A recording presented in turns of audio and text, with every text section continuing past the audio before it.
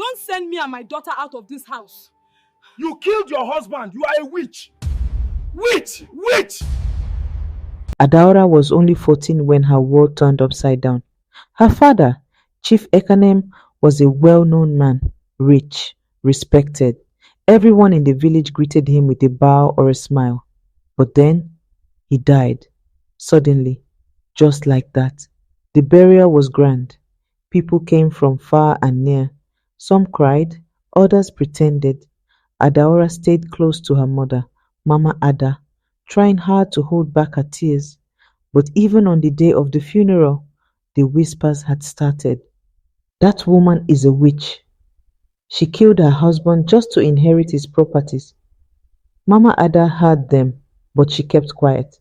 She was grieving. Her husband was gone, but a real pain was just beginning. That evening, after everyone had eaten and left, Chief Ekanem's brothers gathered for a family meeting. Uncle Matthias, the eldest, cleared his throat. "This woman," he said, pointing at Mama Ada, "she's the one behind my brother's death. We all know it. He started falling sick after he married her." The others nodded. "Let her prove she's innocent," another uncle said. "Let her marry one of us, as tradition demands. That's how it's done." Mama Ada looked shocked. She stood up, shaking. "Marry one of you? After all the pain I've gone through, after your demeaning utterances, I'm not a slave." Uncle Chukuma banged the table. "Then leave this house. You cannot stay here if you won't follow tradition." The next morning, they dragged her and Adaora out of the house. No warning, no kindness, just wickedness. Mama Ada begged. Adaora cried, holding tightly to her mother. People watched from afar. Some turned their backs. No one helped. They threw their clothes on the ground, with some few bags. That was all. "Leave and never return," Uncle Silvanus shouted. Mother and daughter stood in the rain, homeless and heartbroken. For days, they had no place to stay. They slept in front of shops, in church corners, anywhere they could. Some kind people gave them food when no one was looking. Mama Ada tried to be strong, but her health began to fail. No medicine, no support, no peace. Adaora started selling sachet water and drinks, washing clothes for people to feed her mom. Then one morning, when she came to the shelter, she found her mother lying still, cold, gone. A note beside her read, "I'm sorry, my daughter. I'm tired. Be strong." Adaora dropped to her knees. She screamed and screamed. Her mother was buried quietly. Just a few people came. None of the uncles showed up. Now Adaora was an orphan. She had no one, no money, no home. After her mother's burial, none of the relatives wanted Adaora. She was looking thin, pale, and heartbreakingly quiet. People whispered that she looked too much like her witch mother. Eventually, one uncle agreed to take her in, not out of love, but to appear respectable in front of the village elders. His wife, Auntie Ruth, despised Adaora from the very first day. "You've brought a witch into my house. You think I will raise a witch's daughter under my roof?" she hissed to her husband. "If anything happens to my children, you will regret it." Adaora tried her best to behave, scrubbing floors, washing dishes, sweeping the yard. But nothing she did was ever good enough. Auntie Ruth would strike her for dropping a spoon or forgetting to greet quickly enough. She forced Adaora to sell groundnuts under the hot afternoon sun, warning her that every coin must be accounted for. Her cousins mocked her relentlessly. "You're just like your mother," they would sneer. "Curse it, evil." At night, Adaora would curl up on the cold floor with only a thin wrapper for warmth, remembering her dead parents. School was the only place she felt alive, but even that was stolen from her at times. If Auntie Ruth was in a foul mood, she would simply say, "Why bother with school? What use is an education to a girl like you?"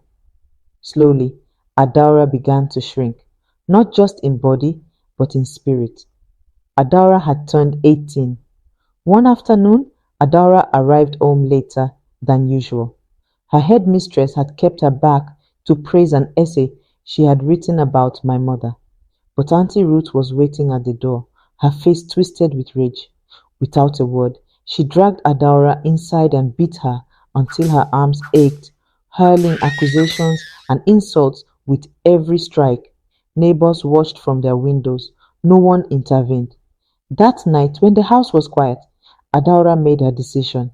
She slipped into her school uniform, the only proper clothing she owned, and placed her few belongings into a black bag. No money, no food, no plan, only the silent conviction that she would not endure another day in that house. She stepped out into the darkness and began to walk. The road stretched endlessly ahead, but she did not look back. For the first time in years, she was free, cold, frightened, and utterly alone. The streets were not what Adora had imagined. For 2 days, she wandered hungry, sleeping on a bench at the motor park, clutching her plastic bag like treasure. On the third night, a girl in tight jeans and bright lipstick approached her.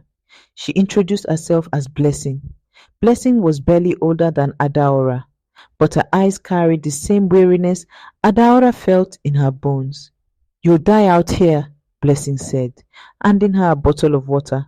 "Come with me." Blessing shared a one-room apartment with two other girls. The walls were cracked, the mattress thin, but to Adaora it felt like a palace compared to the cold concrete of the bus park. Blessing fed her bread and beans, gave her some of her clothes to wear, and in the days that followed spoke to her about a different kind of survival. Late at night, Adaora watched as Blessing dressed up in glittering clothes and heels, living with strange men and returning with cash. One evening, Blessing said quietly, "This is how the city works, Adaora.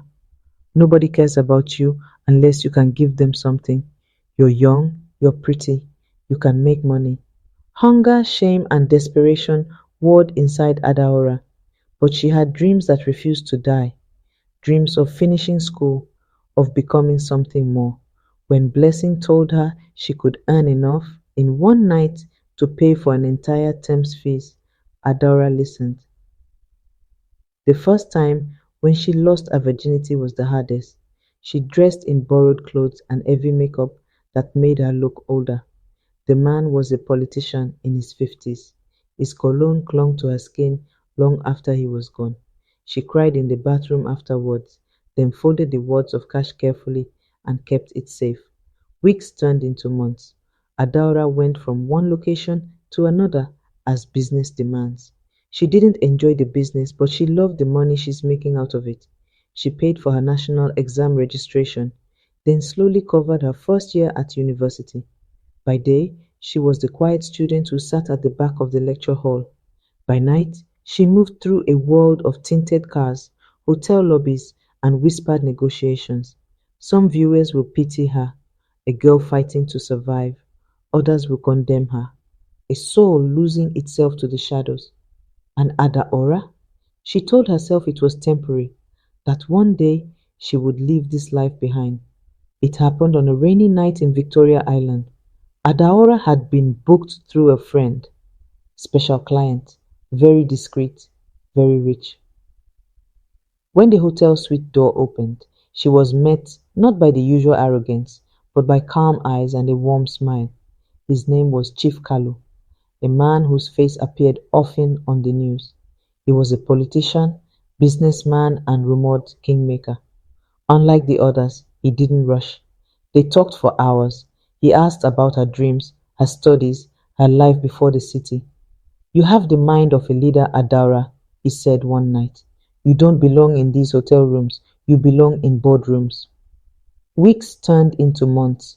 Regardless of their romantic relationship, Chief Kalu began to sponsor her education fully. He introduced her to networks of power she had never imagined. He taught her how to negotiate, how to read people, how to protect herself. When gossip swirled about them, he simply laughed. "Let them talk. I know the woman you're becoming." By the time Adaora turned 28, she was no longer the scared girl who had run away barefoot in the night. She had a degree, she had investments, she had a vision. With Chief Kalu's backing, she launched her own luxury skincare brand, later expanding into fashion. Her products graced billboards in Lagos and Abuja. Her charity, an NGO for women in poverty, offered scholarships to girls who had once been like her. Her name now carried weight. She walked into rooms and people stood. Her photos appeared in glossy magazines, not as a socialite, but as a business mogul. From the girl hawking groundnuts on dusty streets to the woman hosting charity galas in marble halls. But behind the diamonds and designer gowns, Adaura still carried the memory of cold nights, torn slippers, and the voice of relatives who once called her witch. It had been more than 10 years since Adaura left the village, barefoot, broken, and alone. Now the silence of the dusty main road was broken by the deep hum of engines. A convoy of black SUVs rolled in, tires crunching on gravel. Children ran after the cars. Elders stepped out of their shops to watch. Who is that? Na politician? See convoy. When the doors opened, she stepped out. Tall, elegant, draped in gold and silk, skin glowing, eyes unflinching. At first, most didn't recognize her. It wasn't until an old woman gasped and whispered, "Is that not Adaora, the little child of yesterday?" that the murmurs began to spread like wildfire. She did not stop to greet anyone. No small talk, no forced smiles. Her destination was clear: her late father's house, the same compound where she and her mother had been humiliated and thrown out in the rain. Today, it was occupied by two of her uncles who once called her mother a witch. With her walked lawyers in dark suits, court bailiffs holding files, and uniformed officers with stern faces. Standing at the gate, she unfolded official papers and spoke in a voice that carried through the crowd. "This property and all assets tied to it legally belong to me, the only child of the late Chief Ekanem." Gasps rippled through the villagers. The lawyers handed over title deeds, proof of inheritance, and a court order stamped in red. The uncle's face drained of color. The scene turned chaotic. Men who once dragged her mother in the mud were now being pulled out by uniformed officers. "Adaura, my daughter, let's talk. You can't do this." She said nothing. She simply stood and watched, her arms crossed, as furniture was thrown onto the street. Then came the trucks, large gleaming moving vans carrying brand new furniture. Painters swarmed the compound, rolling fresh white paint over the old cracked walls. The villagers whispered, "She must have used juju." No, it's politicians backing her. But they really treated her badly back then. By sunset, the house was hers again. The gates closed behind her convoy. The next morning, a small crowd of elders and uncles who once called her a witch now stand before her, shifting uncomfortably. "My daughter, let the past die. We were wrong. Please, forgive us." She tilts her head, a faint, sarcastic smile on her lips. "So now you are begging a witch. Who is the daughter of a witch? Even if I don't live in this house, none of you will step his toes inside ever again. Greedy and wicked souls." She lashed out, then turned and walked into the house. The men remained frozen, shame burning on their faces. "Would you forgive if you were Adaura?" Every tear was a lesson. Every trial shaped me to become who I am. Thank you for watching. Please subscribe.